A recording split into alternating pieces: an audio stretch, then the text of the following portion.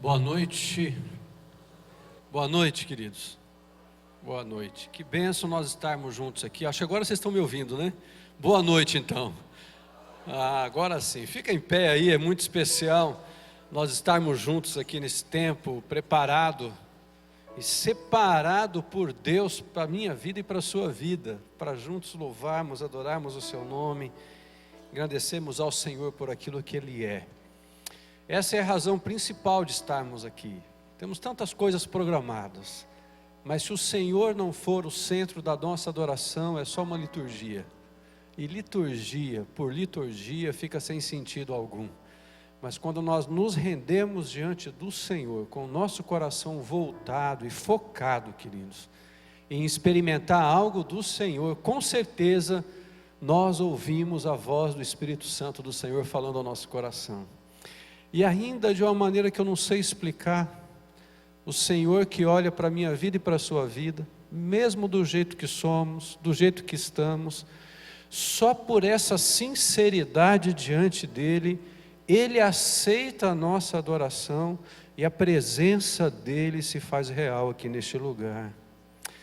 Por isso que nós estamos juntos diante do Senhor. Muito obrigado pelas suas orações, muito obrigado. Eu sei que essa igreja, uma boa parte aqui, tem acompanhado aí esse último mês em especial. Continue orando, Deus está no controle, estou fazendo a minha parte, mas ainda tem várias questões de saúde para eu resolver nesses próximos dias. Mas como é bom estar aqui. Eu digo que sempre que eu estou aqui eu me sinto renovado, restaurado, porque é bom adorar o Senhor junto com vocês, e é bom nós celebrarmos a presença do Senhor juntos. Então dá aquele boa noite para quem está pertinho de você aí, bem especial mesmo, na frente, atrás. Tem tanta gente querida aí, tanta gente que com certeza veio junto com você para celebrar o Senhor. E nós declararmos a glória do Senhor neste lugar, amém?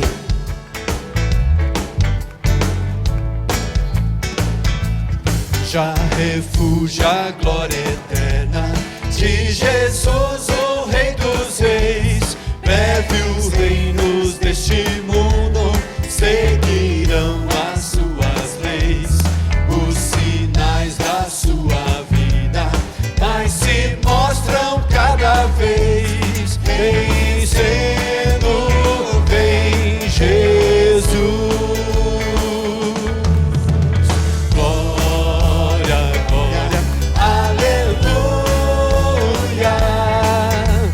Glória, glória, aleluia.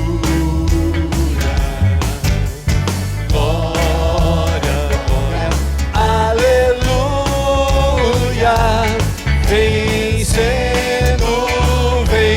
Jesus, o clarim que chama os salvos, a batalha já soou. Cristo à frente do seu povo, multidões já conquistou. O inimigo em retirada, seu furor já demonstrou. Vencendo, vem Jesus.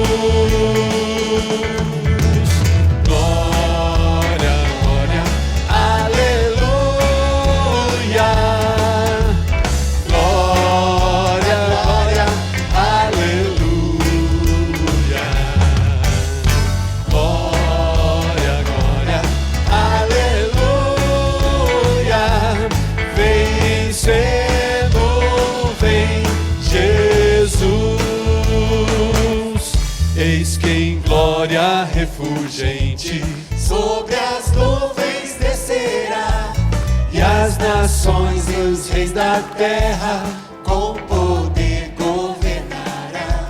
Sim, em paz e em santidade toda a terra regerá. Vencendo, vem Jesus.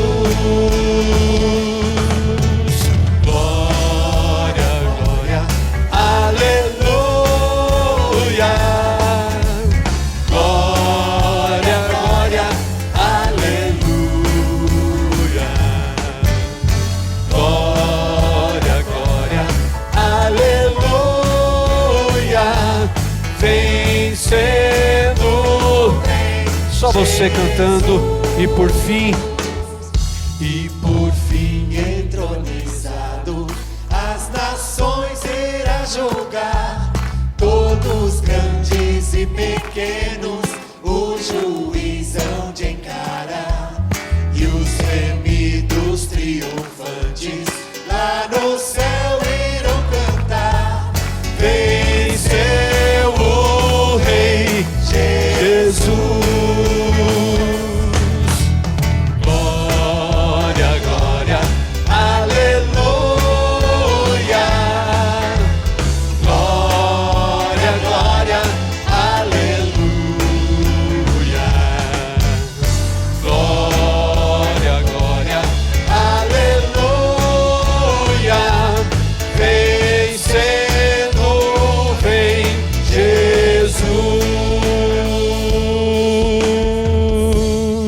amém, glória, glória, aleluia, vencendo vem Jesus. E nós estamos aqui para adorar esse Senhor, foi isso que nós oramos no início, que falamos no início. Vim para render graças ao teu nome por aquilo que tu és, amém. Luz do mundo, luz do mundo, vieste à terra para que eu pudesse te ver.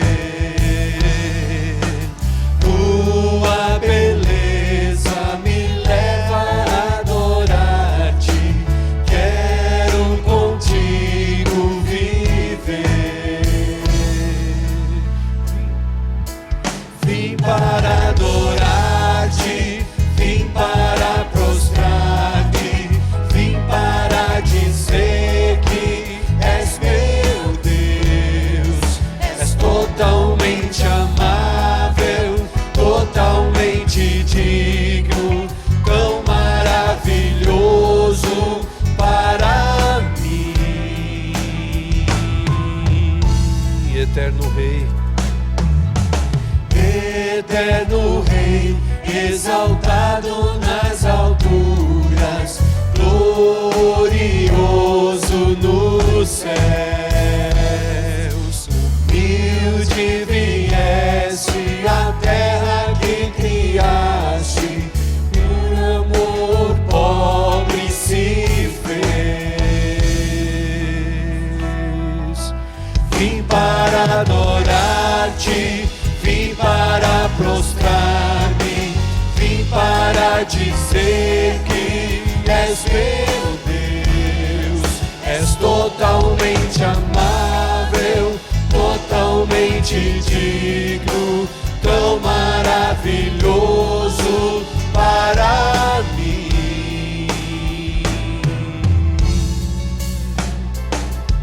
Eu nunca saberei o preço dos meus pecados lá na cruz. Eu nunca saberei o preço dos meus pecados lá na cruz. vim para adorar-te, vim para adorar-te, vim para prostrar, vim para dizer-te, Senhor, para dizer que és meu Deus, és totalmente amável, totalmente digno, tão maravilhoso para mim.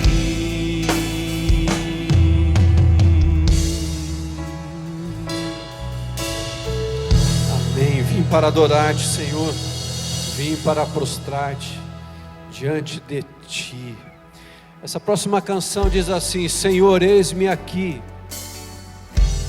Eu quero sim experimentar aquilo que o Senhor tem para a minha vida essa noite. E eu sei que o Senhor está pronto a escutar sempre o meu clamar, o meu falar, as minhas súplicas, a minha oração. O Senhor é Deus que está sempre pronto a atender aquilo que eu coloco diante de ti. Então cante assim: Senhor, eis-me aqui, vem transformar meu prazer no fluir da graça que encontrei em ti. Senhor, eu descobri que as fraquezas, Senhor, descobri que as fraquezas em mim podem ser vencidas no poder do teu amor.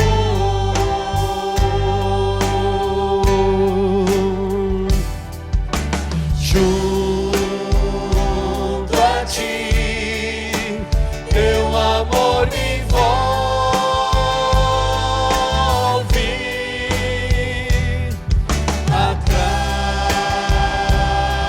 atrai-me, pra o teu lado estar.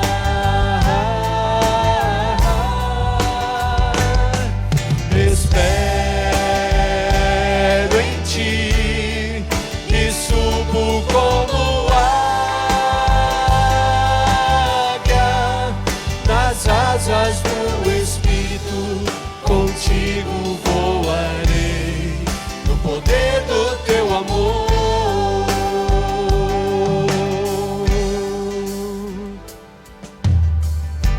Face a face, quero ver-te, meu Senhor, e conhecer o amor que habita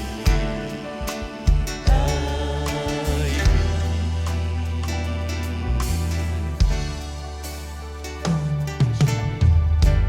Vem renovar minha mente em Deus querer, meus dias viverei no poder do teu amor.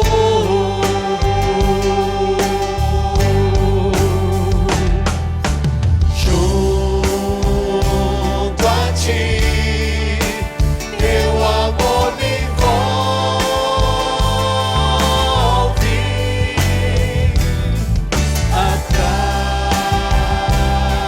atrai-me, pra o teu lado estar.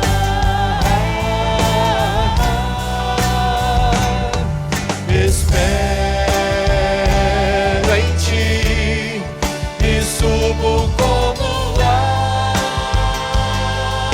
águia nas asas do Espírito, contigo voarei no poder do teu amor. só você cantando junto a ti.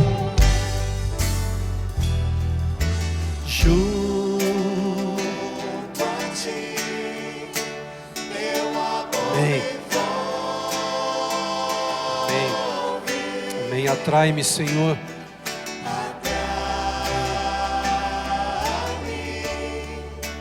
pra o teu lado estar. Amém. Amém. Eu espero em ti. Espero em ti e subo como águia nas asas do Espírito, contigo voarei no poder do teu amor.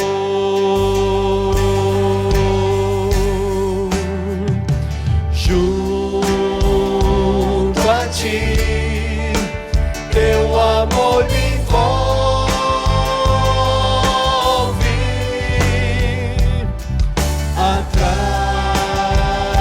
atrai-me, pra o teu lado estar.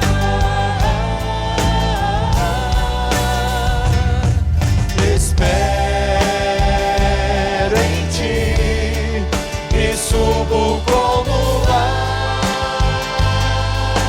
águia nas asas do Espírito, contigo voarei no poder do teu amor. E nas asas do Espírito, Nas asas do Espírito, contigo voarei poder do teu amor.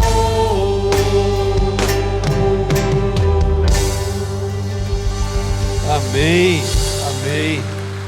Essas são as certezas que nós temos. Estamos aqui para celebrar hoje aqui, olha só. Esse é o Davi. Oh, gente boa, hein, dona Helena? Davi é gente boa, viu? Olha só que lindo o Davi, queridos, que bênção compartilhar com vocês esse tempo e a família toda aqui reunida, a gente poder nesse momento dar graças ao Senhor. Como vocês sabem, nós não batizamos crianças, mas sim nós neste momento reconhecemos essa dádiva do Senhor. Filhos são heranças do Senhor. E a alegria que Ele nos dá é da gente compartilhar esse momento junto com vocês e com os familiares aqui. Dedicando, reconhecendo essa soberania do Senhor sobre a casa de vocês, sobre a vida de vocês. E ter escolhido a casa de vocês para que essa criança pudesse vir. A palavra de Deus nos diz que mesmo antes de ser formado no ventre da mãe, Deus já conhecia. Então vocês foram escolhidos por Deus para isso. Uma das coisas tremendas que eu olho para a minha vida como pai, como avô, é a gente olhar as oportunidades que nós temos de lançar as sementes da graça do Senhor Jesus na vida dos nossos filhos. E nós somos os privilegiados disso, nós somos os primeiros que temos essa oportunidade, daquilo que testemunhamos de Jesus na nossa vida, até que chega um dia que os nossos filhos olham para a gente e falam assim: como é que eu faço para conhecer mais desse Jesus que a gente vive tanto dele aqui na nossa casa? E aí justamente nesse dia, essa criança recebe aquilo que nós cremos, que é o Senhor Jesus na vida dela. Então o que nós desejamos aqui na vida do Davi, esse dia também já esteja preparado e marcado pelo testemunho da vida de cada um de vocês e daquilo que nós cremos e desejamos como igreja que vocês experimentem. Nós vamos orar juntos aqui. Você pode estender suas mãos para cá, querido. Nós vamos pedir a bênção de Deus nesse tempo. Pai querido, nós oramos agradecendo ao Senhor por este momento tão único e especial para essa família, porque o Davi é singular, o Davi é único. E nós pedimos a Ti que de uma maneira muito especial, Pai, a Tua bênção esteja sobre a vida dessa criança, que ela continue crescendo na graça, no conhecimento do Senhor, na sua saúde, amparada de tanto amor, de tanto carinho que todos os pais, que os familiares irão dar junto com os pais. Mas nós pedimos ao Senhor que o amor do Senhor seja derramado cada vez mais sobre a vida dessa criança. Que os pais tenham sabedoria vindo dos céus, Pai, na condução, no ensino da Tua palavra, mas lhes dando sabedoria também. Tantos valores que hoje são passados distorcidos, mas que eles consigam como pais se manterem fiéis àquilo que são os princípios do Senhor para a vida do Davi. Pedimos a Tua bênção sobre esta casa, sobre os familiares que estão juntos aqui, que essa família seja reconhecida e conhecida cada vez mais como família bendita do Senhor. Louvamos o Teu nome e agradecemos ao Senhor por esse tempo tão precioso, Pai, em nome de Jesus. Amém, amém, amém, querido. Você pode tomar assento, querido.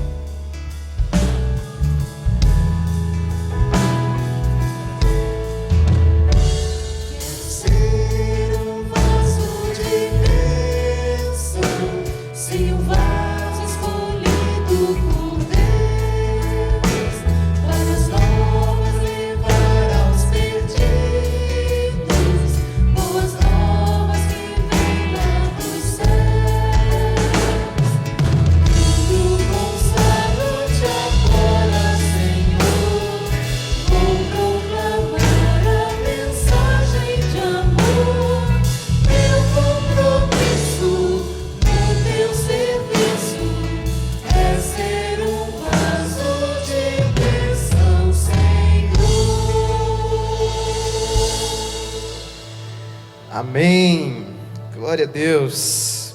Eu queria saber se a Mary Ann está aqui entre nós. Mary Ann, que vai fazer uma viagem de estudo aos Estados Unidos. Acho que vai ficar um tempo lá para estudar, é isso mesmo? Vai ficar um tempinho lá para estudar e fazer a grande diferença ali naquele país, não é? Nós vamos orar hoje também pela Adriana e o Hernani. que sofreram um assalto, entraram na sua casa e levaram muitas coisas da sua casa. E essa experiência, sem dúvida alguma, traz muitos traumas. É um negócio muito difícil de superar. E todas as vezes, pelo menos as primeiras semanas, quando você fecha os olhos, aquela imagem vem novamente à tona e só dá vontade de chorar, sente um pouquinho de insegurança, uma situação muito complicada mesmo. Então nós vamos orar pela Adriana e pelo Hernani, pela Mary Ann. É assim mesmo que fala seu nome? Mary Ann? Legal, falei certinho. Mas nós vamos orar também pelas nossas causas, que parecem às vezes ser impossíveis. Eu não sei se você já teve alguma experiência com o impossível de Deus, ou Deus acontecendo, fazendo acontecer algo que aos teus olhos parecia impossível. Eu lembro de uma vez que eu fui convidado a fazer uma visita no HC com um grupo. Nós fomos, na realidade, tocar, fazer um louvor, adorar a Deus ali junto com aquelas pessoas que estavam internadas. E de repente uma médica ali me chamou para fazer uma oração por um rapaz que tinha 2% de chance de vida. E ela falou exatamente assim: pastor, ele só tem 2% de chance de sobreviver. Então a sua oração vai ser uma despedida para ele, provavelmente. E eu fiquei pensando assim: nossa, que responsabilidade foi essa que lançaram sobre mim? E comecei a olhar para mim e me achar a pessoa menos gabaritada para fazer aquela oração, a menos importante talvez, ou a que não poderia fazer oração por aquela pessoa. E aí veio uma luz de Deus na minha mente, e eu reconheci que na realidade não é quem faz oração que tem poder, não é quem cita algumas palavras talvez que tem poder, mas é quem ouve a oração. E ele age com poder. E foi engraçado porque eu fiz uma oração que eu até considerei um pouquinho sem fé, porque a minha oração foi muito curta, sem muito discursar. Foi uma oração muito curtinha mesmo. E eu saí dali sem muita esperança. Eu fui para casa e no outro dia o telefone tocou. Essa médica era da igreja e falou: olha, pastor, sabe aquela pessoa que você orou? Hoje estou assinando a alta dessa pessoa, porque todos aqueles órgãos que tinham entrado em falência voltaram a funcionar de uma hora para outra. E eu me ajoelhei na hora, em casa, e comecei a chorar pela minha falta de fé. Eu comecei a chorar de vergonha, porque eu tinha me deixado vencer pela minha incredulidade. E às vezes nós somos assim, fala a verdade. Eu sou assim às vezes, mas eu tenho a impressão que alguns de vocês também são assim às vezes. Nós nos deixamos vencer pela nossa incredulidade, e aí não permitimos que Deus nos use com poder, com graça, para realizar coisas que Ele deseja. Você está indo para um país estudar, mas também para ser usada por Deus lá, para abençoar a vida de outras pessoas. Você está nessa casa onde você está, para ser bênção na tua casa, para ser bênção para os teus filhos. E essa vai ser a nossa oração agora, para que Deus não olhe para as nossas limitações, para a nossa falta de fé, para a nossa incredulidade, mas que Ele mesmo passeie entre nós, tocando nas nossas feridas às vezes, para sarar aquilo que precisa ser sarado, e plantar no nosso ser uma fé que remove montanhas, não por nós mesmos, mas porque Ele é Deus, Ele é poderoso para fazer muito mais do que aquilo que nós pedimos ou pensamos. Ele é poderoso para fazer muito mais do que aquilo que os nossos olhos podem ver, do que a nossa mente pode imaginar. Então nós vamos orar pela sua casa, vamos orar pela sua família, vamos orar por essa jovem que vai viajar e vai ficar um tempo em outro país. Mas vamos orar também pela Adriana e pelo Hernani, vamos orar pela Cleusa e pelo pastor Pascoal, vamos orar por aqueles que nós amamos, que estão ao nosso redor. Então, se você pode, se coloca de joelhos onde você está, e nós vamos exercitar a nossa fé agora.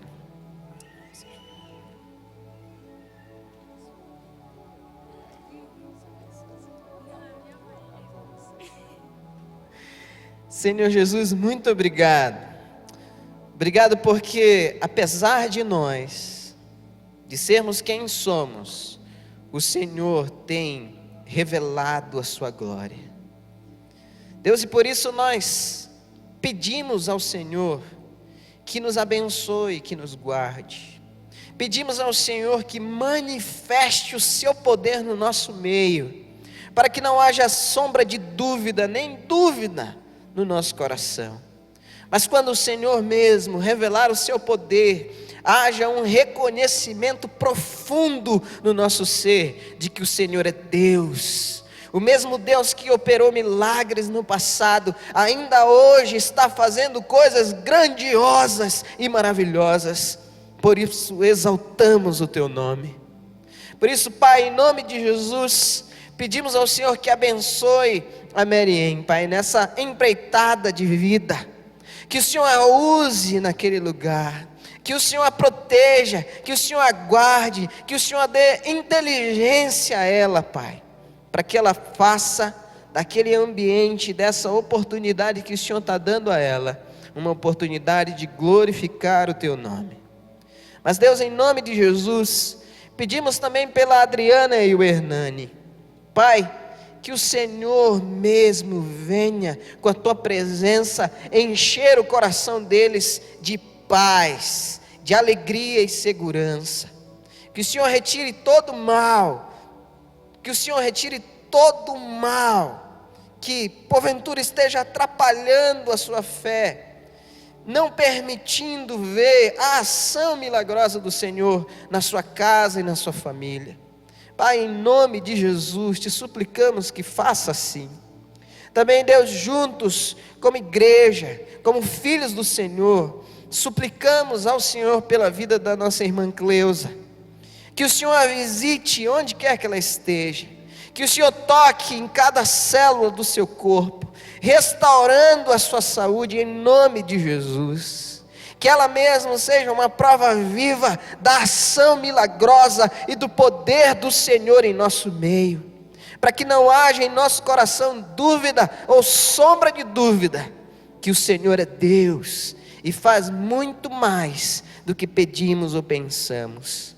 Pai, alcança também a vida do nosso pastor, que o Senhor anime o seu coração, que o Senhor toque na sua vida, e que dia após dia, ele viva essa alegria plena no Senhor, sabendo que o Senhor é seu pastor, e que de nada ele falta na vida dele. Pai, abençoa essa família, abençoa essa família, abençoa, Pai, essa família em nome de Jesus. Mas junto com essa família, abençoa essas famílias que agora prostradas estão, pedindo pelos seus filhos, pedindo pela sua saúde, pedindo a Deus pelo relacionamento, pelos relacionamentos quebrados, que em nome de Jesus o Senhor visite cada lar da nossa igreja, abençoando essas vidas, restaurando e fazendo grandes coisas em nosso meio, para que o nome do Senhor seja exaltado. É a oração que fazemos, Pai, em nome de Jesus nosso Senhor. Amém e amém. Amém.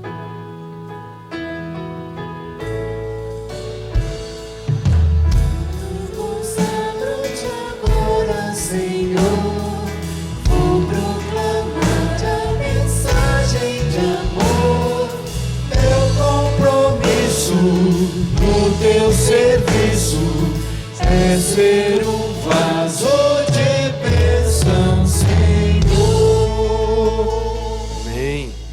Essa semana nós tivemos aí o congresso dos Gideões, né? O pastor Pascoal, o pastor Michel estiveram lá pregando. E eu sei que nós temos alguns deles que escolheram hoje participar do culto aqui conosco. Então, se você é um dos Gideões que estavam na cidade aí e está conosco nesse culto, aí se coloca em pé. A gente queria cumprimentar você aqui. Tem alguns lá atrás, tem aqueles que estão nos visitando também pela primeira vez aí. Fica em pé só para a gente perceber você aqui.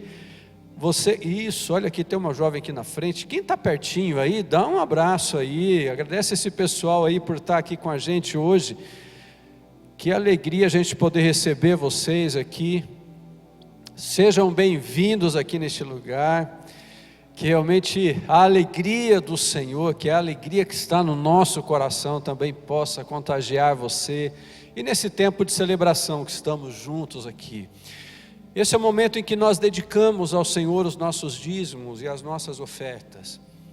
E você que está aqui com a gente pela primeira vez, talvez vai ver uma movimentação diferente daquilo que você já ouviu falar ou é acostumado.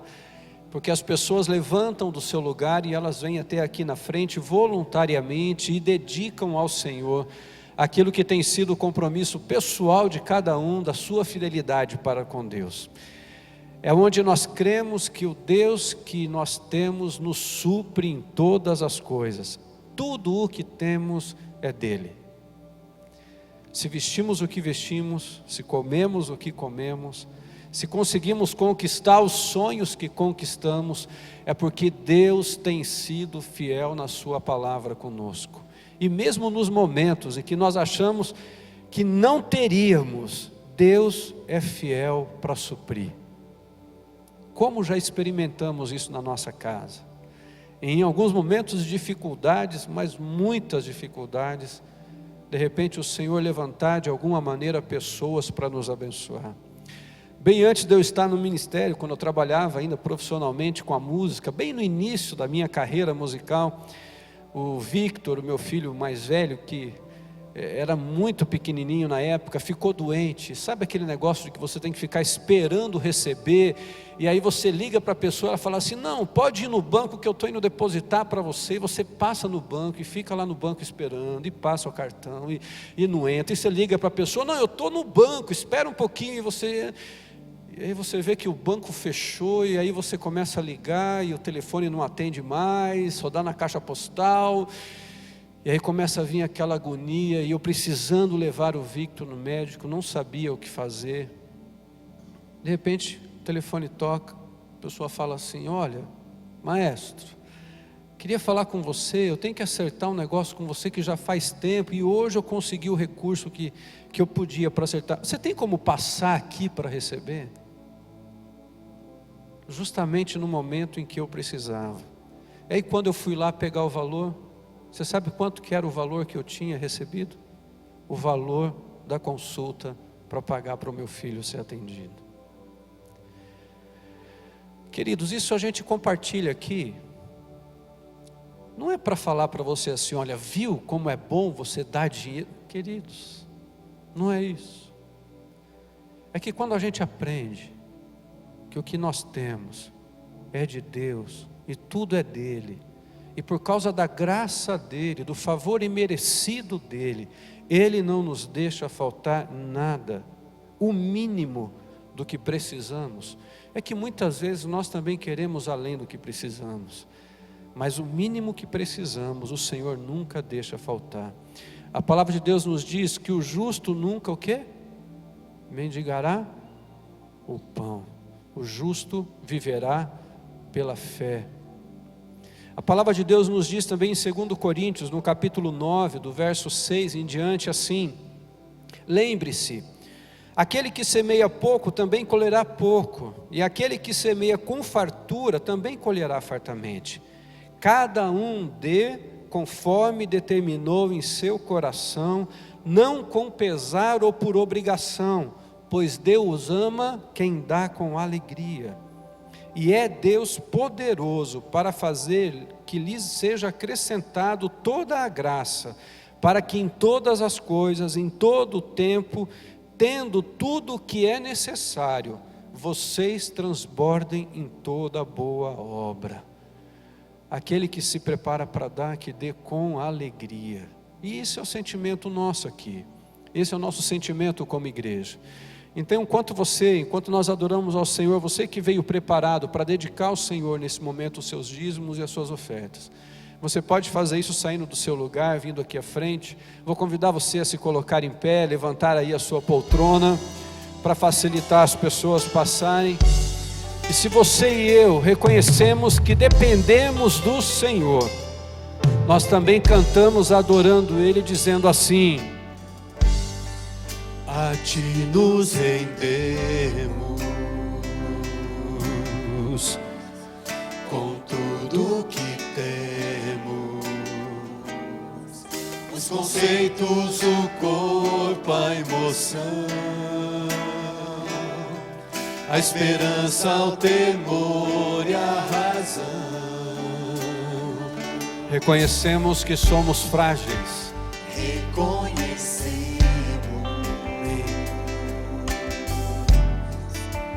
que somos frágeis. É pequeno o nosso entender, limitada a nossa visão. Mas Tu és justo e eterno, imutável.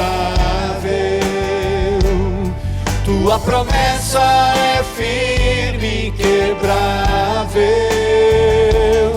Tu és supremo, fiel, verdadeiro, infinito, Abba, Pai, companheiro. Tu és o Deus que dá sentido à vida, que purifica a alma falida, a fonte de água que nos sacia. Dependemos de Ti, ó Senhor.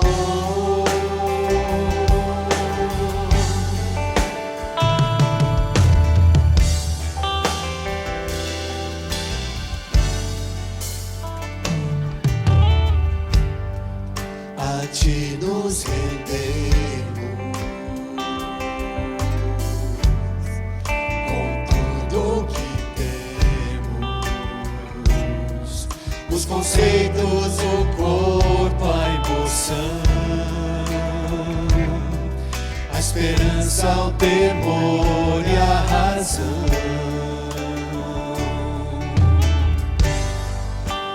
Reconhecemos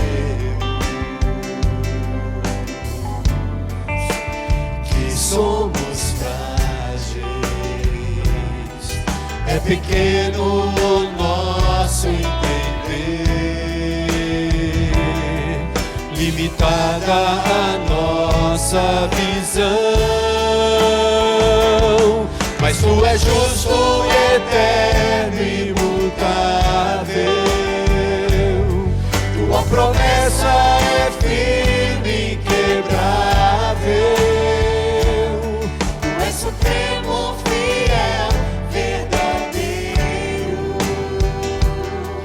infinito, Abba, Pai, companheiro. Tu és o Deus que dá sentido à vida,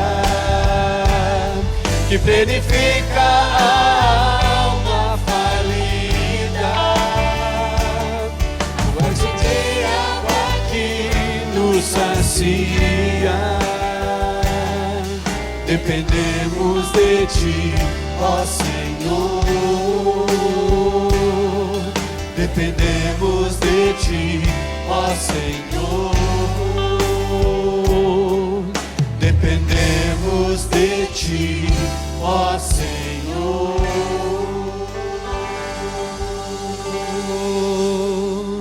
Amém. Dependemos de Ti, Senhor. Amém. Quando essa canção diz que a nossa visão ela é limitada, eu não sei se você consegue imaginar o que é adorar o Senhor pela fé e imaginar Ele no alto no trono da graça. com os olhos dele voltados a este lugar, para a minha vida e para a sua vida, e conseguir olhar na individualidade de cada um de nós, aonde nesse momento milhares de pessoas também estão adorando a Ele, mas quando eu e você experimentamos esse toque do Senhor em nós, no meio dessa multidão, no universo de gente que diz que Ele é exaltado, quando eu e você sentimos esse toque do Senhor, a gente não tem como negar que seria só Ele para tocar o nosso coração assim, não é verdade? Quem aqui já testemunhou de maneira bem preciosa assim o toque do Senhor na sua vida, e você diz assim: olha, realmente era o Senhor? Quantos aqui? Amém. Você lembra aquela mulher com fluxo de sangue, quando ela sai no meio daquela multidão enorme, e o desejo dela era só tocar na orla da veste de Jesus, porque ela cria e ela tinha fé, que se ela tocasse, ela seria o quê? Ela seria curada. E aí a hora que ela chega e toca, Jesus diz assim para aqueles que estavam perto: quem foi que me tocou? Queridos, a palavra dos discípulos, eu acho que seria muito parecida com a minha e a sua. É verdade, a gente diria assim: Senhor, o Senhor pergunta quem tocou o Senhor? Olha essa multidão que está aqui te apertando aqui. Mas Jesus diz o quê? Alguém me tocou diferente, porque de mim saiu virtude. Quando nós exaltamos ao Senhor, queridos, quando nós adoramos ao Senhor só por aquilo que Ele é, só pelo que Ele é, pode ter certeza que nós já experimentamos algo diferente na nossa vida. Por isso, enquanto a gente abre o nosso coração e vai preparando para receber uma porção da palavra de Deus essa noite, eu queria continuar com você chegando um pouquinho mais perto do trono da graça. Desde que nós iniciamos esse culto, nosso desejo é chegar um pouquinho mais perto, e que com essa canção, dizendo ao Senhor o que Ele é para nós, a gente chegue pertinho, se assente ali pertinho, e que ao recebermos a porção da palavra de Deus, essa porção venha sobre a minha vida e sobre a sua vida, e que a gente possa sair daqui hoje mais fortalecido, desafiados por aquilo que Deus quer falar e fazer conosco. Amém? Ele é exaltado, o Rei é exaltado nos céus. Eu louvarei, Ele é exaltado para sempre, exaltado o seu nome. Amém. Ele é o Senhor.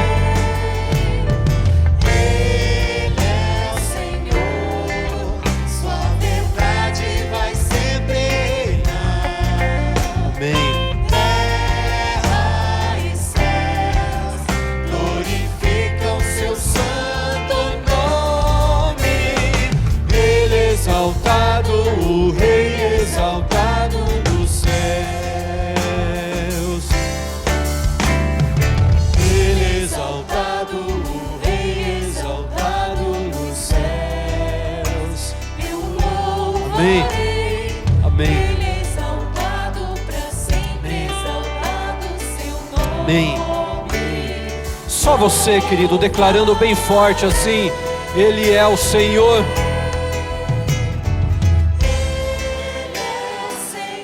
A sua verdade vai sempre reinar. Terra e céus glorificam seu santo nome. Ele é exaltado, o Rei é exaltado nos céus. Ele é o Senhor. Ele é o Senhor. Sua verdade vai sempre reinar. Terra e céus glorificam seu santo nome. Ele é exaltado, o Rei exaltado nos céus. Ele é exaltado, o Rei exaltado nos céus.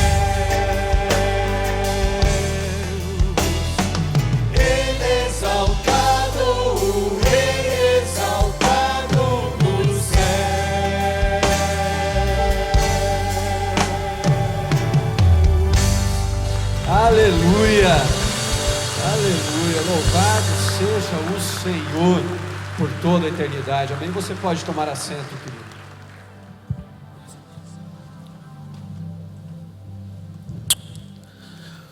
Uma das maiores bênçãos que nós recebemos do Pai é o privilégio de sermos chamados filhos amados do Pai. Filho e filha amado de Deus. Quando nós estamos ali celebrando a restauração, nós começamos sempre nos identificando, falando o nosso nome, que essa é a nossa identidade. Nós falamos quem nós somos. Eu sou Alexandre, eu sou fulano, eu sou ciclano, eu sou beltrano. Mas logo em seguida nós falamos aquilo que nos identifica. A identidade que passa pela nossa vida antes da gente falar das nossas lutas, das nossas dificuldades, dos nossos anseios. Nós somos filhos amados de Deus. E é sobre essa dádiva, sobre esse presente que Deus nos deu, que eu queria falar um pouquinho nessa noite. Eu queria que você abrisse sua Bíblia aí junto comigo, lá em Gálatas, no capítulo de número 3, a partir do versículo 26. Gálatas 3, a partir do versículo 26. O texto vai estar também ali na tela para que todos possam acompanhar. Se você encontrou, você pode dizer um amém. Amém. Vamos ler. Diz assim: todos vocês são filhos de Deus mediante a fé em Cristo Jesus. Pois os que em Cristo foram batizados, de Cristo se revestiram. Não há judeu, nem grego, escravo, nem livre, homem, nem mulher, pois todos são um em Cristo Jesus. E se vocês são de Cristo, são descendência de Abraão e herdeiros segundo a promessa. E o assunto vai continuar no capítulo 4, que diz assim, capítulo 4, verso 1: digo, porém, que enquanto o herdeiro é menor de idade, em nada difere de um escravo, embora seja dono de tudo. No entanto, ele está sujeito a guardiães e administradores até o tempo determinado por seu pai. Assim também nós, quando éramos menores, estávamos escravizados aos princípios elementares do mundo. Mas quando chegou a plenitude do tempo, Deus enviou seu Filho, nascido de mulher, nascido debaixo da lei, a fim de redimir os que estavam sob a lei, para que recebêssemos a adoção de filhos. E porque vocês são filhos, Deus enviou o Espírito de seu Filho aos seus corações, o qual clama: Abba, Pai. Assim, você não é mais escravo, já não é mais escravo, mas filho. E por ser filho, Deus também o tornou herdeiro. Vamos orar? Pai, obrigado. Em primeiro lugar, pela dádiva que nós temos de poder chamá-lo de Pai, nosso Pai. E nós queremos pedir aqui que o Espírito do Teu Filho, isso que está descrito aqui nesse texto, possa fluir entre nós nessa noite, Pai, trazendo à nossa mente aquilo que precisa ser iluminado, Pai querido. Talvez aqui há pessoas que estão vivendo simplesmente na dimensão de servos teus, mas não na dimensão de filho teu. Então que nessa noite aqui, Pai, Senhor, venha iluminar os olhos do nosso coração, como diz a tua palavra. E mais uma vez, através do teu Espírito Santo, testificar no nosso coração que nós somos filhos amados teus. Assim nós oramos, Pai, no nome de Jesus. Amém. Amém. Tem um livro que nós usamos aqui numa caminhada aqui na igreja, uma jornada, e nós começamos hoje pela manhã uma jornada em cima desse material, em cima desse livro chamado O Imensurável Amor de Deus. Um material muito especial, e nesse material, o pastor Floyd McClellan, que escreveu esse livro, ele conta uma das experiências que ele teve com um rapaz em Cabul, no Afeganistão, quando ele se aproximou de um jovem para tentar fazer amizade. Ele saiu de um país para outro país para falar um pouco do amor de Deus ali, e ele, de uma maneira muito sutil, se aproxima de um rapaz, conquista um pouco a confiança daquele jovem, daquele rapaz, e aí um dia, aquele jovem resolve abrir a boca, compartilhar um pouco do seu coração, e ele fala assim: olha, Floyd, você quer saber qual foi o dia mais feliz de toda a minha vida? E ele, alegre por aquele compartilhamento do coração, ele vai ouvir aquele jovem que diz assim: olha, o dia mais feliz da minha vida foi no meu aniversário de 11 anos, quando os meus pais morreram num acidente de carro. Esse foi o dia mais feliz da minha vida. E ele explica, ele fala assim: olha, meu pai me odiava. Ele deixava bem claro isso para mim. Assim como a minha mãe também deixava claro que eu era um estorvo para ela. E hoje, obviamente, eu estou muito contente de que eles tenham morrido. Esse foi o dia mais feliz da minha vida. Lógico que nas palavras daquele jovem era destilado ali nos lábios dele uma amargura, um ódio, um ressentimento profundo acerca dos seus pais. Deus, ele criou a família com um propósito muito especial. E muitas vezes quando eu vou ministrar casamento eu falo isso. Deus, ele planejou a família para ser um farol, o lar, a edificação de um lar, para ser um farol dele nessa terra, para anunciar que a bondade, que a graça, que o amor de Deus ainda existem sim. Deus criou a família para revelar Ele mesmo. A família foi criada para revelar Deus, para revelar o amor de Deus, para que nós pudéssemos, através de um exemplo prático, um lugar de afetividade, entender o amor do Pai.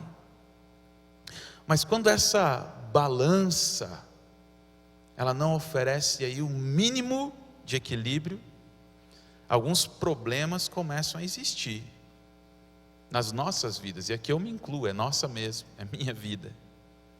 Um deles é o sentimento de orfandade, de que nós não somos filhos. Uma pessoa que apresenta esse sentimento de orfandade é alguém que foi ferido, que foi machucado e dominado por sentimentos de desamparo, de abandono. E são muitos os fatores que podem trazer para alguém essa sensação de orfandade. São causas diversas, abrangentes, mas algumas delas podem ser apontadas. Morte prematura dos pais traz um sentimento de orfandade. Abandono pelos pais legítimos traz um sentimento de orfandade. Ter passado por um processo de adoção, por incrível que pareça, aquela criança vai receber um pai, mas ela se sente órfã. Sofrer uma grave decepção com os pais. Deixar de receber a interação afetiva com os pais em alguma parte do desenvolvimento da infância até a adolescência, ter pais adotivos repressores, passar pela descoberta da adoção de forma traumática e tardia. Tem muito mais coisas que podem ser apontados, que trazem ao coração do ser humano esse sentimento de orfandade. O problema é que sentir-se órfão com o tempo, ele paralisa o desenvolvimento pessoal de alguém. Existem muitos que foram cuidados pelos seus pais e eles tiveram sim boas marcas, boas características bem marcantes, como capacidade de ajudar no desenvolvimento intelectual, pais trabalhadores que nunca deixaram faltar o sustento dentro da sua casa, nunca deixaram faltar, mas pais que nunca atingiram o coração dos seus filhos. E é como se estes mesmos filhos se sentissem órfãos então de pais vivos. O pastor Fabiano Ribeiro, num livro chamado Paternidade Bem Resolvida, ele diz o seguinte: a orfandade é o sentimento de não pertencimento. Veja, sentir-se como proprietário de coisas pode gerar um sentimento de segurança e uma atitude confiante, apesar dessa condição não ser capaz de resolver completamente dilemas emocionais profundos. Por outro lado, não se sentir propriedade ou parte de ninguém é uma mutilação na alma, pois fomos feitos para pertencermos a Deus e às pessoas. O sentimento de orfandade sempre terá uma aliada junto com ela, que se chama rejeição. Muitas pessoas extraordinárias intelectualmente têm destruído suas vidas pela dor da rejeição. Ser rejeitado vai contra o nosso valor pessoal, sentir-se menor, excluído, feio, pequeno, incapacitado, desprezado, pode transformar uma pessoa em um monstro. Um monstro. Essa foi a realidade com a qual eu me deparei em um determinado momento da minha vida. Não foi na infância, não foi na adolescência, mas foi na fase adulta. Quando, de alguma maneira, eu me vi um monstro, não por aquilo que eu fazia para as pessoas, não, mas por aquilo que eu fazia a mim mesmo. Se as pessoas me pisassem, me machucassem, me ferissem, eu não conseguia sentir raiva nenhuma delas. E achava que a raiva não era um sentimento que poderia existir na vida de um cristão. E aí, as pessoas me machucavam e eu falava, está tudo bem, está tudo certo. Do outro lado, as pessoas me elogiavam. E aí eu era um monstro de tal forma para mim mesmo, que eu achava que as pessoas, quando me elogiavam, elas estavam tentando me ajudar. Meu desempenho foi tão ruim, mas tão ruim, foi tão mal aquilo que eu fiz, foi péssimo, que as pessoas, quando me elogiavam, estavam tentando me ajudar, me colocar para cima. Eu vou tentar ajudar aquele cara ali. Esse era o sentimento que existia dentro do meu coração. Ora, Henry Noy observou uma coisa muito especial. Ele diz assim: ao longo dos anos, vim a perceber que a maior armadilha de nossa vida não é o sucesso, popularidade ou poder, mas a auto-rejeição. Sucesso, popularidade, poder podem representar grandes tentações, mas a qualidade sedutora em geral provém de como se integra a tentação bem maior, a auto-rejeição. Quando chegamos a acreditar nas vozes que nos chamam de indignos, inamáveis, então sucesso, popularidade e poder são facilmente percebidos como soluções atraentes. A verdadeira armadilha, entretanto, é a auto-rejeição. Assim que alguém me acusa ou me critica, assim que sou rejeitado, deixado só, abandonado, me pego pensando, bem, isso mais uma vez prova que eu não sou ninguém, não tenho nada de bom, Mereço ser deixado de lado, esquecido, rejeitado, abandonado. A autorrejeição, diz ele, é o maior inimigo da vida espiritual, porque contradiz a voz sagrada que nos chama de amados. Ser o amado constitui a verdade da nossa existência. O texto que nós lemos, ele nos desafia a viver na plenitude da paternidade divina e nos fornece algumas lições importantes para que a reconhecemos sempre em nossa vida. Reconhecer a paternidade de Deus todos os dias da nossa vida. Primeira lição se encontra lá em Gálatas 3:26. Diz assim: todos vocês são filhos de Deus, mediante a fé em Cristo Jesus. Primeira lição que nós aprendemos com esse texto é que teologia sem paternidade, ela gera religiosidade.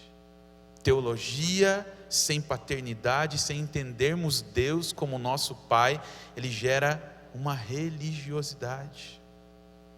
Tudo que o apóstolo Paulo vem trabalhando no livro de Gálatas, falando para aqueles irmãos que eles não deveriam de novo se colocar-se debaixo do jugo da servidão, tudo isso ele chega ao seu ápice aqui, nesse versículo, chega ao clímax do Evangelho. Paulo, ele defende na carta aos crentes da Galácia a essência real do Evangelho de Cristo. Olha o que ele diz em Gálatas 1, do 6 ao 8. Admiro-me de que vocês estejam abandonando tão rapidamente aquele que os chamou pela graça de Cristo, para seguirem outro evangelho que na realidade não é evangelho. O que ocorre é que algumas pessoas os estão perturbando, querendo perverter o evangelho de Cristo. Mas ainda que nós, ou um anjo do céu, pregue um evangelho diferente daquele que lhes pregamos, que seja amaldiçoado.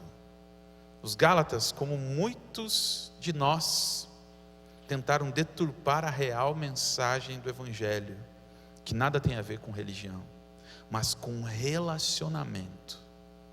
O relacionamento com Deus Pai. Teologia que exclui do Evangelho a paternidade divina vai gerar uma religiosidade. O que é religiosidade? A minha definição de religiosidade é o seguinte: é querer exercitar a devoção sem uma fé viva. Quando eu venho à igreja por vir, quando eu venho aos meus compromissos religiosos, mas sem uma fé viva, quando eu venho a um lugar como este sem uma santa expectativa na alma daquilo que eu vou ouvir, quando eu me preocupo mais, muitas vezes, com a obra de Deus do que com o Deus da obra. Relacionamento íntimo, intenso. Era isso que aqueles irmãos não haviam entendido. Cristo não chamou vocês para uma nova religião, uma nova seita, mas para um relacionamento com Ele. O Evangelho parte de uma verdade essencial. Deus quer se relacionar com o ser humano na dimensão de pai para filho, de coração para coração, relacionamento intenso, íntimo. Um escritor chamado Sinclair Ferguson, ele diz assim: a ideia de que somos filhos de Deus, filhos e filhas do próprio Deus, é a mola propulsora da vida cristã. Nossa condição de filhos de Deus é o ápice da criação e o objetivo da redenção em Cristo Jesus. Não queria que você repetisse para ninguém nessa noite, mas eu queria que você repetisse para si mesmo: eu sou filho amado de Deus. Você consegue falar isso? Eu sou filho amado de Deus. Essa é a mola propulsora da sua vida cristã. quando eu entendo que eu sou filho amado de Deus, quando eu não excluo do Evangelho a paternidade divina, eu começo a ter um relacionamento íntimo, pessoal com Ele. Segunda lição está no verso 27, diz assim: pois os que em Cristo foram batizados, de Cristo se revestiram. Segunda lição: quem recebe a Cristo usa as roupas do Filho, pois os que em Cristo foram batizados, de Cristo se revestiram. A imagem de alguém que se veste é uma das metáforas preferidas do apóstolo Paulo, e ele compara o próprio Cristo a uma roupa. E a ideia de nos revestirmos de Cristo revela algumas coisas bem especiais. Revestir de Cristo. Primeiro, a nossa identidade primordial, ela está em Cristo. As roupas revelam quem nós somos. Quase todo tipo de roupa é, na verdade, um uniforme que mostra a nossa identificação com pessoas do mesmo gênero, classe social, etnia. Mas dizer que Cristo é a nossa roupa equivale a dizer que nossa identidade definitiva não se encontra em nenhuma dessas classificações, mas em Cristo Jesus. Segundo, nossa relação com Cristo é de proximidade. As suas roupas, as roupas que você usa, têm maior proximidade com você do que qualquer outro bem que você possui. Podemos dizer que a identidade de alguém pode ser vista pela maneira como ele se veste. Quando eu lembro de alguém, eu lembro da maneira como ele se veste. Elas acompanham você por toda parte, a roupa. Sua roupa é sua identificação. Ter identificação significa que Jesus passou a ser a sua vida. Terceiro, a imitação de Cristo. Se eu estou com as roupas de Cristo, revestido de Cristo, eu preciso andar como Ele, eu preciso pensar como Ele, eu preciso agir como Ele.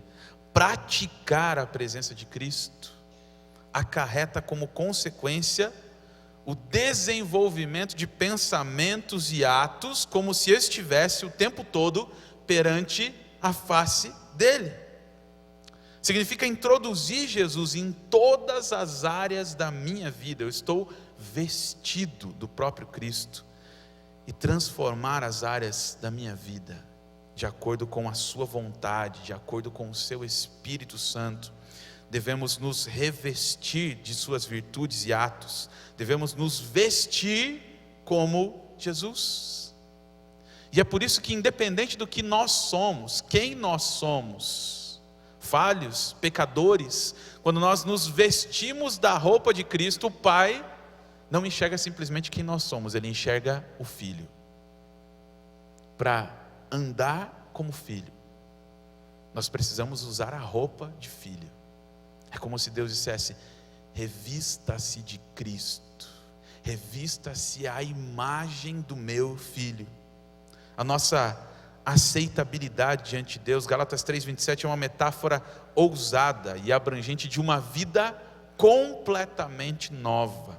Significa pensar em Cristo o tempo todo. Se eu estou vestido dele, ter o seu Espírito e o caráter inculcado, permeado, tudo que se pensa, diz e faz. Isso vai muito além do cumprimento de rituais religiosos, regras, regulamentos. Vai além da simples obediência. Se revestir de Cristo é estar apaixonado por Ele, batizado nele, inundado dele em todo o tempo. Terceira lição está no verso 28. A Bíblia vai dizer: não há judeu nem grego, escravo nem livre, homem nem mulher, pois todos são um em Cristo Jesus. Terceira lição: Jesus não faz acepção de pessoas. O Evangelho, ele tem implicações sociais radicais. Significa que eu sou cristão antes de mais nada, que todas as barreiras que separam os povos em facções rivais caem por terra em Cristo Jesus. Não há barreira cultural, não há judeu nem grego. Paulo estava falando a um contexto de pessoas que estavam dentro da igreja, disputando entre si qual era a melhor cultura. Não, eu sou judeu, e a salvação veio dos judeus. Não, eu sou grego, a minha cultura é mais elevada. O que o apóstolo Paulo está dizendo aqui é: vocês não entenderam nada. Não há judeu, não há grego. Ser filho amado de Deus rompe toda barreira cultural, mas não só cultural, como social. Não há judeu nem grego, escravo nem livre. A barreira social, a estratificação econômica não deve se estender para dentro da igreja. As barreiras, as pessoas não devem associar-se de acordo com a classe econômica de A ou B, mas sim transpor essas barreiras. Logo, não se deve fazer do pobre ou do trabalhador de salário modesto sentir-se inferior de forma alguma. Assim também o rico não deve ser vítima de ressentimentos simplesmente por ser rico. Por quê? Porque ser filho amado de Deus rompe barreiras sociais e culturais, e rompe também a barreira do gênero. E essa aqui talvez era a mais forte para a época. Não há judeu nem grego, nem escravo nem livre, nem homem nem mulher. As mulheres naquele tempo não tinham voz.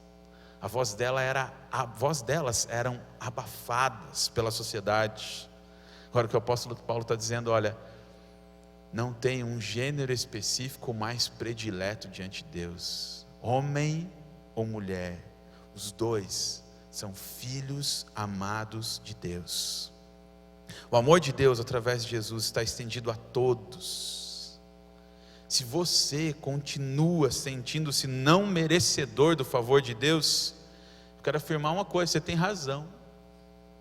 Ninguém merece o favor de Deus, é graça. Porém, em Jesus, nada nos pode separar do seu amor. Quarta lição: em Jesus você se torna herdeiro. Olha o que diz Gálatas 3:29. E se vocês são de Cristo, são descendência de Abraão e herdeiros segundo a promessa. Em Jesus, todos nós nos tornamos herdeiros de Deus em Cristo Jesus. Ao nos revestirmos de Cristo por intermédio da fé, agora nós somos descendência de Abraão, herdeiros conforme a promessa. Tudo que prometeu a Abraão, Deus tem cumprido e cumprirá em seu Filho Jesus. Portanto, na condição aqui de filhos adotivos, nós desfrutaremos de tudo aquilo que Ele prometeu, porque herança não é questão de mérito, herança é questão de filiação. Alguém recebe herança por mérito? Não. Você recebe herança simplesmente por ser filho, só isso. Não é uma questão de mérito, de alguma coisa que você fez, simplesmente por ter direito conforme a sua filiação diz. Se você é filho amado de Deus, você tem direito a toda a herança dele. Herança nessa terra, quando o céu começou a existir no nosso coração, um pedacinho do céu no nosso coração, o reino de Deus na nossa vida, a manifestação dele através da nossa vida. Mas não só isso, tudo aquilo que a gente vai desfrutar no futuro, nos céus, na glória, simplesmente por sermos filhos de Deus. Quinta lição entra no capítulo de número 4, verso 1, a mesma seção do texto que Paulo continua. Ele diz assim: digo, porém, que enquanto o herdeiro é menor de idade, em nada difere de um escravo, embora seja dono de tudo. No entanto, ele está sujeito a guardiães e administradores até o tempo determinado por seu pai. Assim também nós, quando éramos menores, estávamos escravizados aos princípios elementares do mundo. O que Paulo quer dizer aqui? Para ilustrar essa nossa condição de filhos, Paulo usa a imagem da criança que herda uma grande propriedade. E enquanto é menor de idade, ela em nada difere de um escravo, uma vez que ela está sujeita a tutores e administradores dessa herança junto com ela. Quando ela alcança a maturidade, no entanto, toma posse da sua herança. Na antiguidade, a plenitude dos tempos, que é o próximo versículo que Paulo vai falar aqui, ou a maturidade, era um processo importante, bem definido. A criança romana que herdava alguma coisa dependia de tutores até os 14 anos. E de certa forma continuava dependendo de administradores até os 25 anos. Só então esse jovem podia exercitar o controle completo e independente do seu patrimônio, mesmo que a herança fosse dele, legítima. Esse é o retrato de como os cristãos podem, de certa forma, deixar de experimentar a liberdade e a alegria da sua salvação. Paulo está falando de pessoas que não conseguem se sentir filhos de Deus. Pessoas assim vivem na nova aliança, mas se relacionam com Deus como se estivessem na velha aliança. Muitas coisas elas podem conspirar contra a sua capacidade de crer e experimentar a paternidade divina. Porém, o seu relacionamento com Deus estará totalmente prejudicado se você não entrar nessa dimensão de espiritualidade. Sua maturidade cristã, ela é medida por sua capacidade de viver como filho de Deus nessa terra. Não como escravo, não com uma identidade de escravo, mas com uma identidade de filho de Deus. Sexta lição está no verso 4 e 5. O apóstolo Paulo diz assim: mas quando chegou a plenitude do tempo, Deus enviou seu filho, nascido de mulher, nascido debaixo da lei, a fim de redimir os que estavam sob a lei, para que recebêssemos a adoção de filhos. Sexta lição: Deus preparou o mundo para revelar seu plano de amor que se chama Jesus. O grande objetivo de Deus era nos adotar como filhos. Quando se cumpriu a maturidade do tempo, quando o mundo estava preparado para receber a Jesus, na plenitude dos tempos, na maturidade do tempo, Deus enviou seu filho, nascido de mulher, um homem simples, um ser humano, nascido debaixo da lei, nascido sim debaixo de um jugo, mas a fim de redimir aqueles que estavam debaixo dessa mesma lei, para que recebêssemos a adoção de filhos. Deus ele envia Jesus para acabar com a possibilidade de nunca nos tornarmos nem nos sentirmos filhos de Deus. E este foi o grande alvo da vinda de Jesus, a nossa adoção. Quando você recebe Jesus em sua vida, Deus registra seu nome no cartório celestial. Qual que é seu nome? Alexandre, você é meu filho, aqui no cartório celestial. Deus nos fez sermos adotados como filhos. E para muitas pessoas essa palavra adotado parece que nós somos filhos de menos valia, de menor valia do que um filho legítimo. Não. Tempos atrás uma reportagem me impactou bastante. Reportagem sobre o Zika vírus aqui no Brasil, mais intenso lá no norte, no nordeste do nosso país. E era uma reportagem sobre as crianças que estavam nascendo com microcefalia. E as situações de abandono que aquela circunstância na vida de uma família gerava. Então, maridos que estão deixando as suas esposas abandonadas, sem recurso nenhum, tendo que se dedicar quase que exclusivamente, 24 horas por dia, no cuidado daquela criança, mas mães que não abandonam, que continuam cuidando daquela criança, custe o que custar, haja o que houver. E uma das situações me marcou bastante.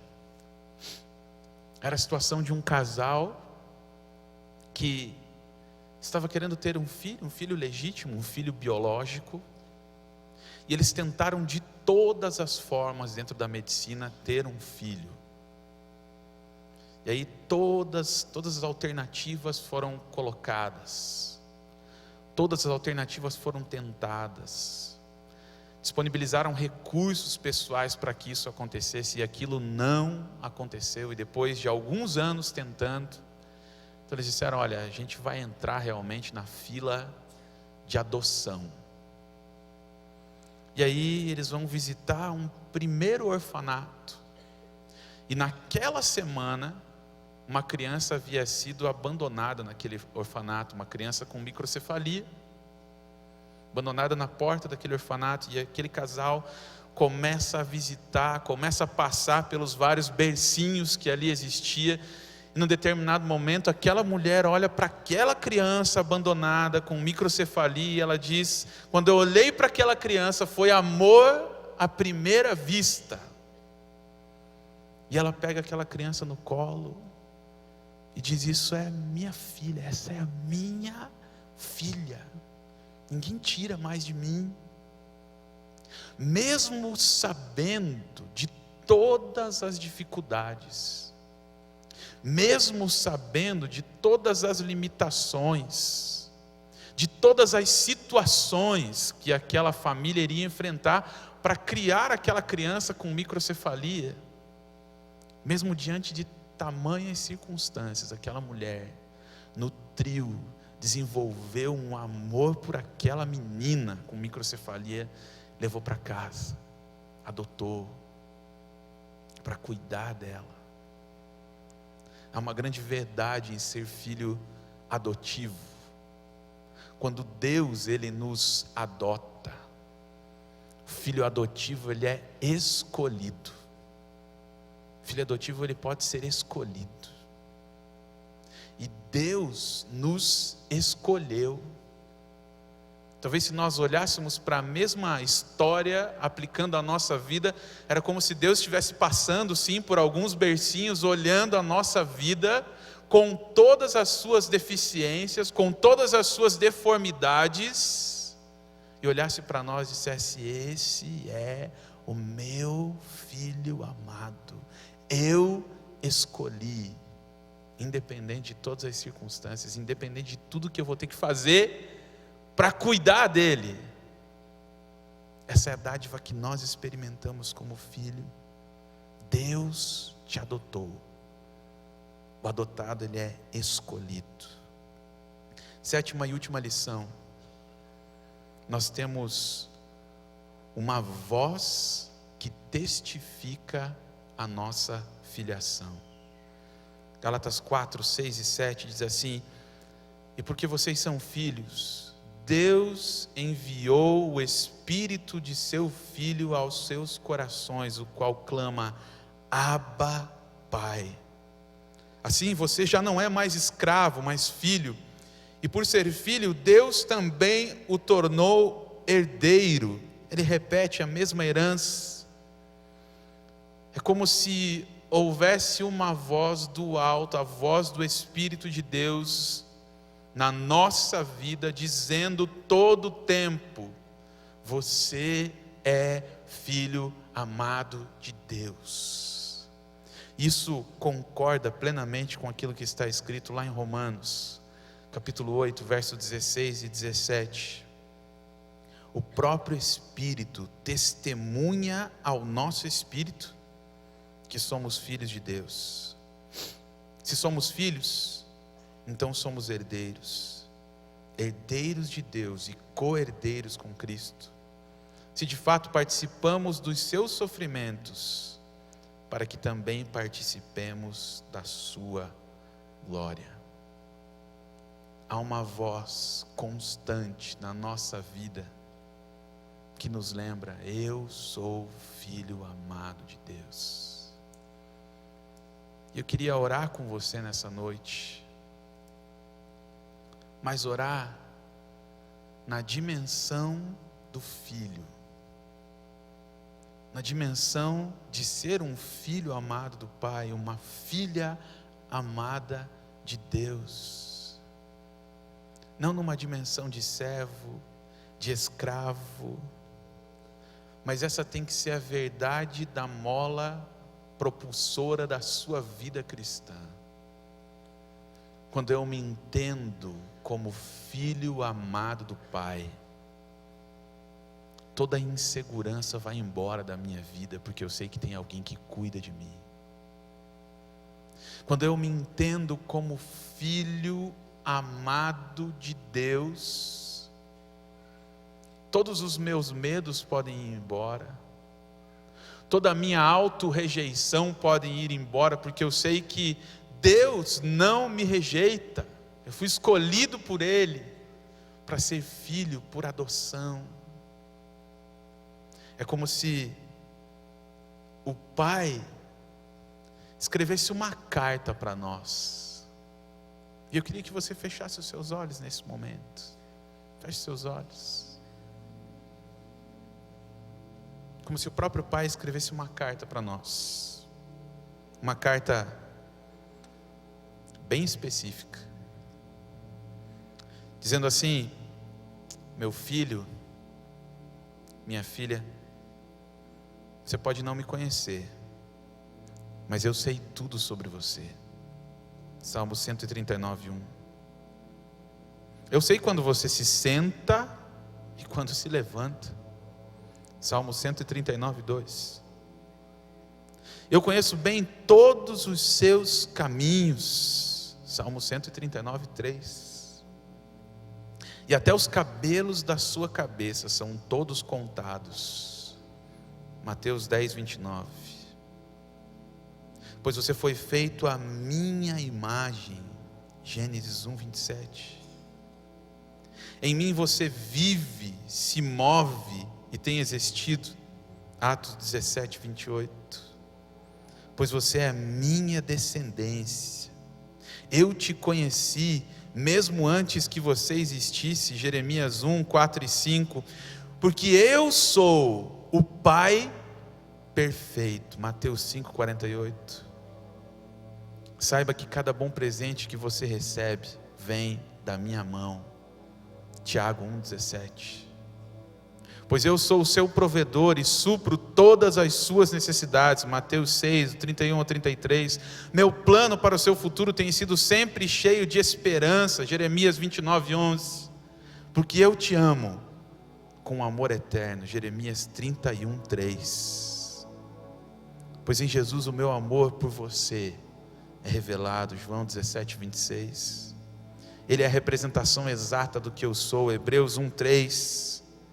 Sua morte foi a expressão suprema do meu amor por você. 1 João 4:10.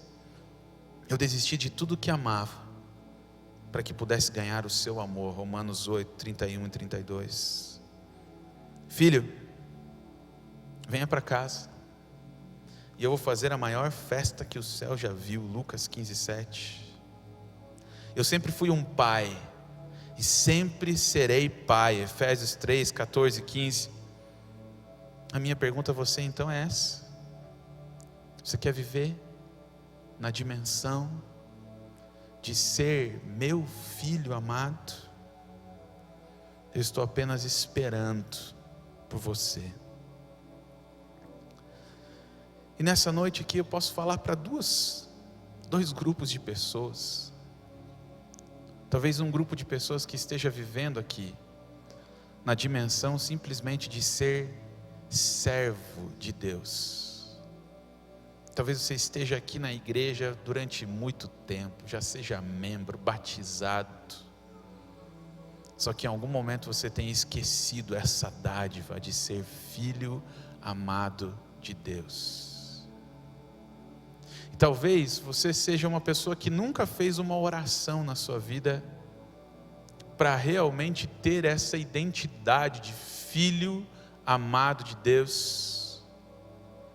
E eu queria convidar você também a fazer essa oração.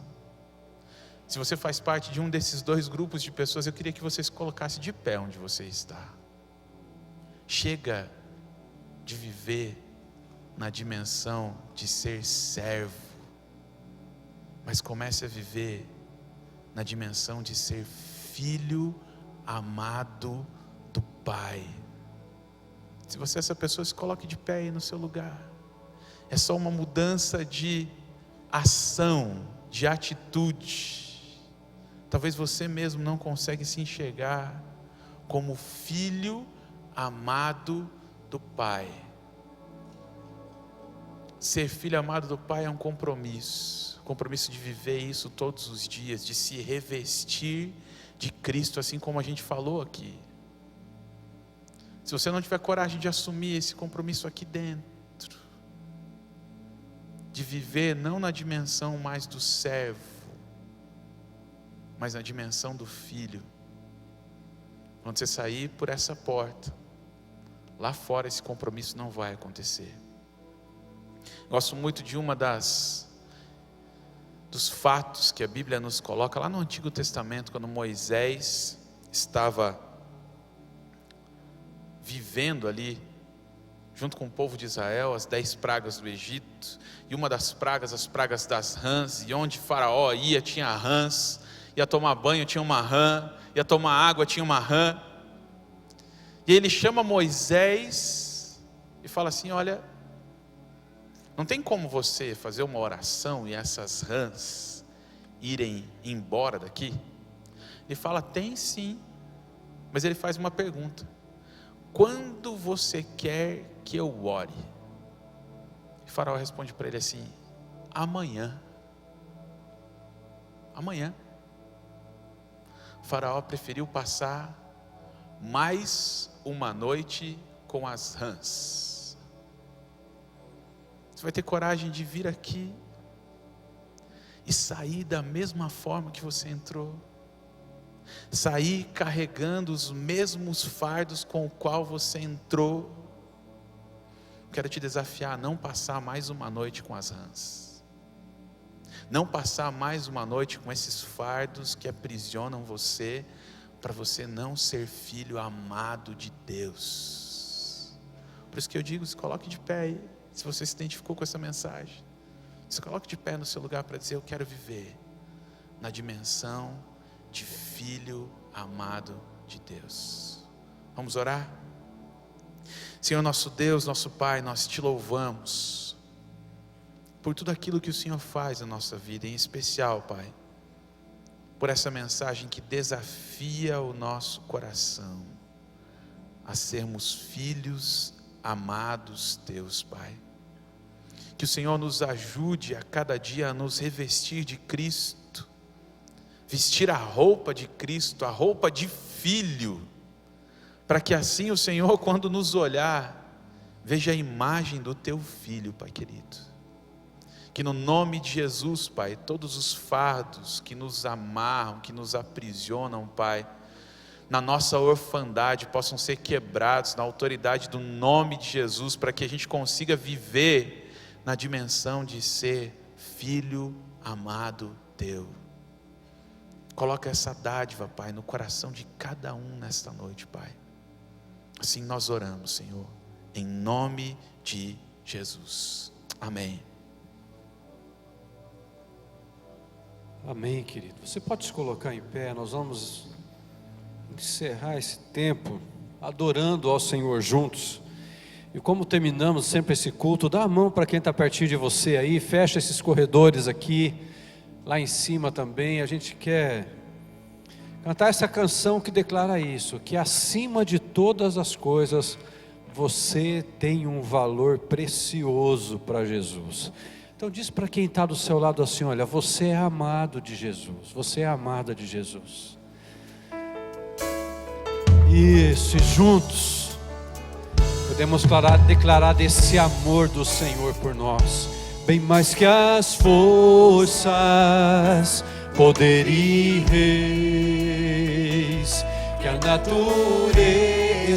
e tudo que se fez, bem mais que tudo criado por tuas mãos. Deus, tu és princípio, meio e fim, bem mais que os mares, bem mais que o sol, E as maravilhas que o homem conhece. amém. E as Riquezas, tesouros dessa terra, incomparável és para mim. E eu sei que foi por amor, Senhor. por amor, sua vida entregou. Meu Senhor, Humilhado foi como a flor, machucada no jardim, morreu por mim, pensou em mim, me amou.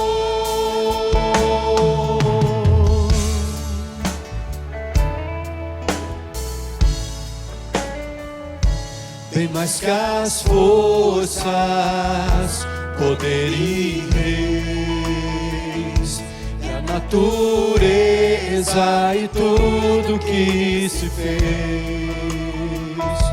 bem mais que tudo criado por tuas mãos. amém. Deus, tu és princípio, meio e fim. Só você cantando, Bem mais que os mares, bem mais. bem mais que o sol, e as maravilhas que o homem conheceu, Amém. e as riquezas, tesouros desta terra,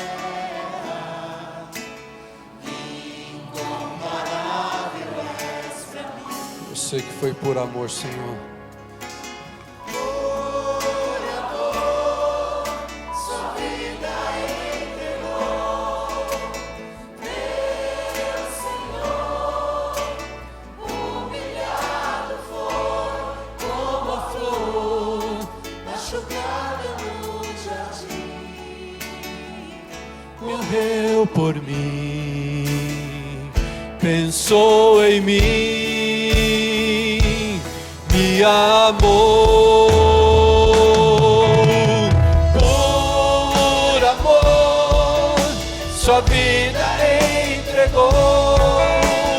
Meu Senhor, humilhado foi como a flor, machucada no jardim, morreu por mim, pensou em mim, me amou como a flor, machucada no jardim, morreu por mim,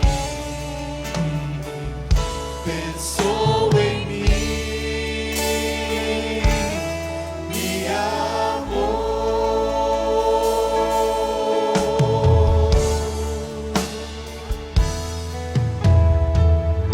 Amém. Aleluia. Aleluia. Louvado seja o Senhor. Quero orar junto com você, querido, para encerrar esse culto. Queria convidar o pastor Marcílio a chegar aqui, o Marcilinho, orar para a gente. Enquanto ele chega aqui, eu queria só lhe informar de duas questões bem importantes. Daqui 2 semanas começa o Missionar, que é o nosso congresso de missões. Então você deve ter recebido aí na entrada esse folder aqui, que consta as atividades, o que vai acontecer no dia 22, no dia 24, que vai ter aí o Celebre Missões. Dá uma olhadinha depois as informações com as datas, para que você possa estar junto com a gente daqui 2 semanas. E na próxima quarta agora, dia 14, nós estaremos recebendo aqui um balé cristão dos Estados Unidos, chama Balé Magnificat. É um balé profissional, um corpo de bailarinos profissional, um trabalho excelente que eles fazem lá, um grupo premiado nos Estados Unidos. E a gente está fazendo uma parceria aqui da igreja com eles, para essa apresentação lá no Teatro Guaíra, na próxima quarta-feira, às 20h30. É uma peça totalmente evangelística, então se você quiser convidar alguns amigos que também gostam de coisas assim, para compartilhar, vai ser na próxima quarta-feira, às 20h30, lá no Teatro Guaíra, e você pode adquirir seu ingresso lá. E com certeza vai ser um tempo de bênção. Olha para a gente aqui, Marcelinho. Vamos orar? Deus querido, muito obrigado, porque o Senhor nos trata, nos recebe como filhos. Que privilégio, que alegria para o nosso coração.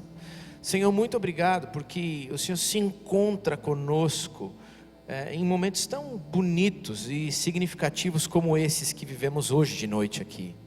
Mas obrigado, porque o Senhor é o Pai que nos ama e que se relaciona conosco todos os dias da nossa vida. E quando vamos para a nossa semana, vamos contigo. Muito obrigado, muito obrigado. Senhor, estende a tua boa mão sobre todo o teu povo, e que essa semana seja marcada por encontros muito especiais, particulares e coletivos na tua presença. Que nas nossas casas, lá no nosso quarto, no particular da nossa vida, nos encontremos contigo e desfrutemos da tua companhia, assim como nos cultos que temos durante a semana, no Teatro Guaíra, nessa apresentação tão especial. Senhor, que nesse tempo em que nos reunimos como igreja, o Senhor continue a marcar a nossa vida. Obrigado por essa festa, e Senhor, ainda neste término, queremos dedicá-la para Ti. Que o Senhor receba a nossa vida e a nossa adoração, porque fazemos tudo isso porque Te amamos e desejamos mais de Ti na nossa vida. Por isso, que o amor de Deus, o nosso Pai, a graça, o favor do nosso Senhor Jesus Cristo, e as consolações e a doce direção do Espírito Santo sejam com cada um dos que estamos aqui e todo o teu povo espalhado pela face da terra, hoje e para todo sempre. Amém. Amém. Que Deus te abençoe, querido.